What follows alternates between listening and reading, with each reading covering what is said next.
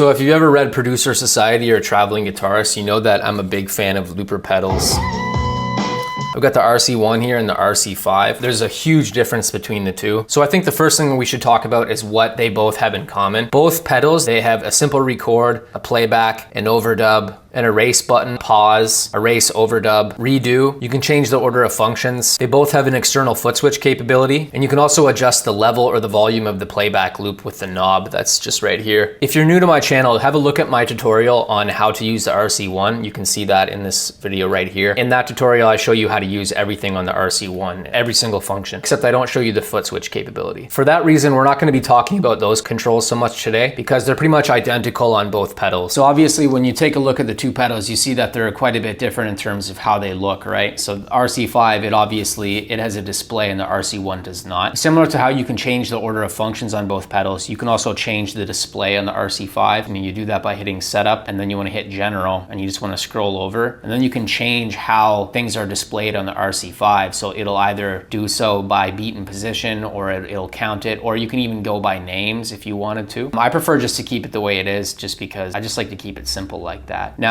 what I also like about the RC-5 is that like you can easily reset factory settings on it as well. So let's say if you mess something up on it horrifically and you want it to go back to the way it was, you can actually do that by hitting setup, then going to factory reset. And then you have the option to reset either the memory, which is all of your loops and all your backing tracks, or your system, which is just how it's set up, the order of controls, the display, etc. Or you can do both. So you do a factory reset of the entire pedal. This is something that is very intuitive, and it was very good of them to include that because, as you know by thinking about it, you can reset all of the controls without touching your memory or your loop, your backing tracks or anything like that. So that's something that I really appreciated about the RC-5. Another huge advantage that the RC-5 has over the RC-1, in my opinion, it may not seem like a big deal to everyone, but it is to me, and that's just the ability to put things in reverse. So you just hit your memory button and then you click on loop, and then it's going to give you the option to put reverse on, which is super awesome. I love that. So we're going to go back. Now it's on reverse, and I'll show you an example of what that is going to sound like. You're gonna have to excuse my amp though. It's a miniature amp, so there's a lot of static on it and interference.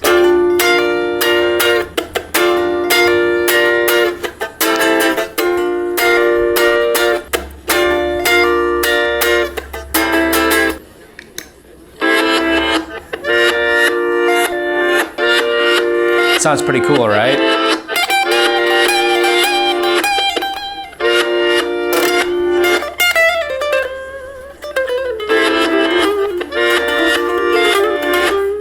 Cool stuff. Then if you want to delete it, you just press it twice and hold down like that. So another huge advantage that the RC-5 has over the RC-1 is that the RC-5, it has a 32-bit engine, which is 96,000 kilohertz. That's an advantage that it has over the RC-3, which is now discontinued. And this is something that Anderton's talked about in their video as well. What this essentially means is that your looper pedal, it records a digital copy of your playing or whatever it is that you're doing, and it plays it back. So you want it to be as highest quality as possible because you want it to play back a loop that actually sounds good, right? You don't want a lesser quality loop to play back because then it disintegrates the quality of your tone and your signal. So it's obviously a big step up then to have this. I don't know what the RC-1 is. It's very possible that it's a 26-bit or something like that, but I know this one now is a 32-bit. Besides that, I believe there's two other main things about the RC-5 that make it a significant upgrade from the RC-1, and that's the ability to load drum kits on here and also to use backing tracks. And I'll show you how to import and export those in a minute. But essentially what you want to do is you just hit this button right here. I'm going to turn my amp on.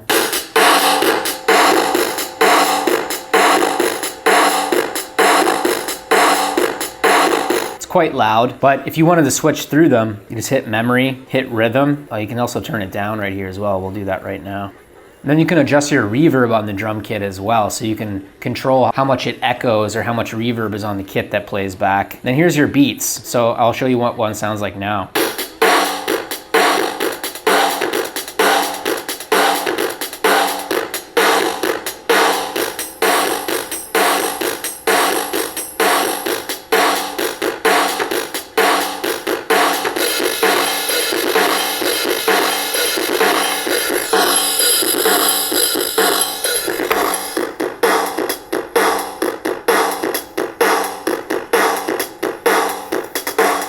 As you can see, these are pretty groovy. I love these. Ugh.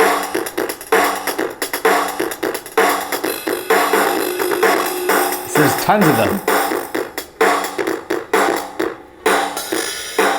So anyway, you get the idea. And you can also change the kit as well. So I'll get that for you. So here you got the variations, and here's the kits. So let's play some of those.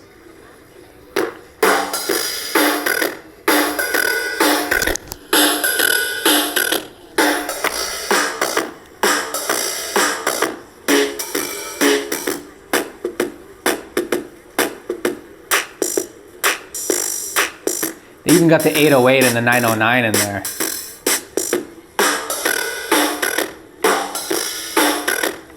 I probably use the rock or like the jazz or like the Cajun. The brush is pretty sweet though too. So yeah, as I just said to you, there's quite a few ways to set this up as well. Like, of course you can change the type of pattern, but you can also change the reverb on it, the volume. You got your variations. There's a swing there as well. So you can also change the time signature as well. You can see that you have 12, 6/4, 8/4, 5/8, 7/8, 10/8, 12/8. So that's really cool. I'm really happy that you can do that as well. So that's all very cool. Another thing that's worth pointing out is that there's also a low and high frequency pass on it.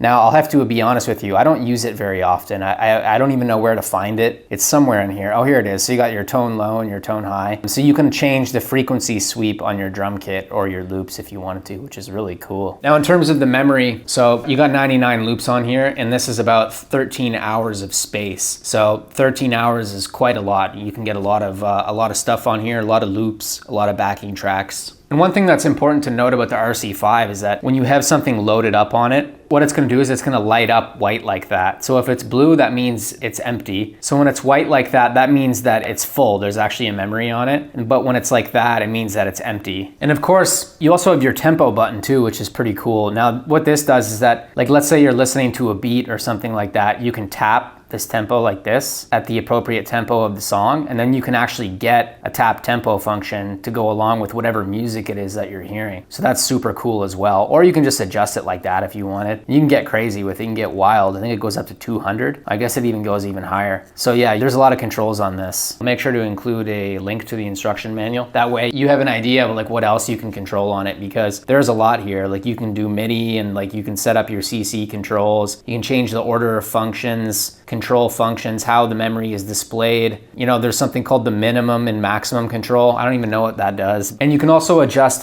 your play and your count in functions as well. So for example, there's the minimum and the maximum that I was talking about. And you can change how you do the undo and the redo. So yeah, there's a lot that can be done here with this pedal.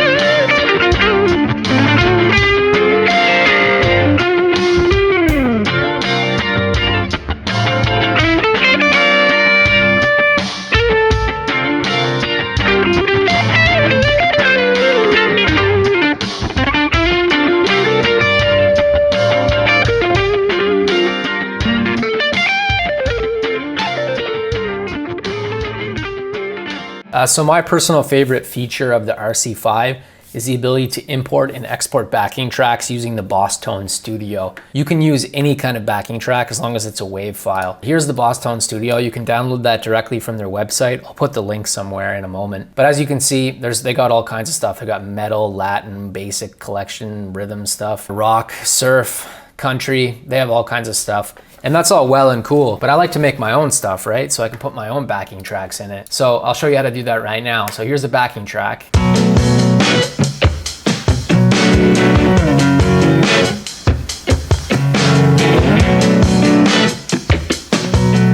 Anyway, you get the idea. So I'm gonna hit share, export song to disk. By the way, you can use this with any DAW. I think I said that earlier, but I'm gonna say it again. So let's choose a WAV file. Let's give it an easy to identify file name. So just messing around. We'll send that to our desktop like this. Wait for it to bounce. There. So we've got our backing track on the desktop. It's sitting right here. Now what we want to do is we want to actually connect the Boss pedal to our computer. So here's how we do that. So the first thing you want to do is you want to get your USB printer cable just like this, right? And you just connect that as it just was. You put it into your computer. You'll probably need a USB to USB-C adapter. So after it's connected, you go like that, just to give it some power. We're gonna wait, and then we're gonna hit setup. We're gonna scroll over to storage. We're gonna turn storage on just like that. And then now the Boss RC-5 is gonna connect to our computer. So you can see it right here on the desktop, right?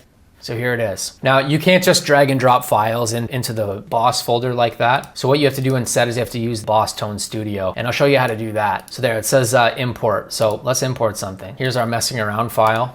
There, we're importing right now. Now you have to choose a track. So we're gonna go like this. We're gonna hit import. So there, we can see that it's on the device now. And it's important to distinguish between the memories and the tracks. So for each memory, there's also a track. This memory is where you store your loop, but the track is where you store the backing track. So it's really cool, right? It just continues on and on until, 99. So there we go. Let's just keep it at 24-bit for now. And then you could make it 32 if you wanted. It should be ready to go. So what we're gonna do is we're gonna test it out right now. So yeah, I got my pedal hooked back up to my miniature amp so you can hear it. Pretty cool, huh? So in addition to the backing tracks, you also have the external MIDI control as well. So you can see that. I don't know if you can see that right there, but this will allow you to connect and control the device with some kind of external MIDI device. For example, like my electric piano that you can see back here.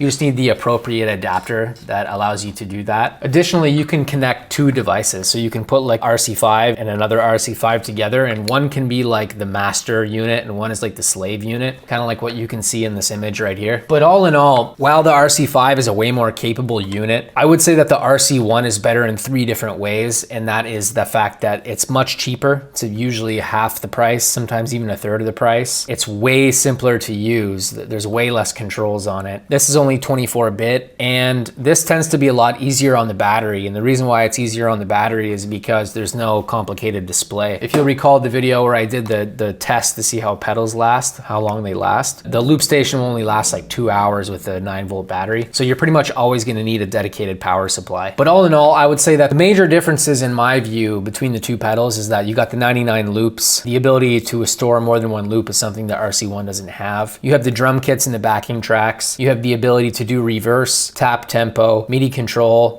the display. There's lots of settings configurations, including how to use the controls and how to set up the display. And finally, you have the factory and the memory reset on the RC-5, which is an underrated feature in my opinion, because as I said to you before in the demonstration, it allows you to get things back to the way that they were before in the case that you mess something up. That's about it for this video. If this was helpful to you, make sure you like it.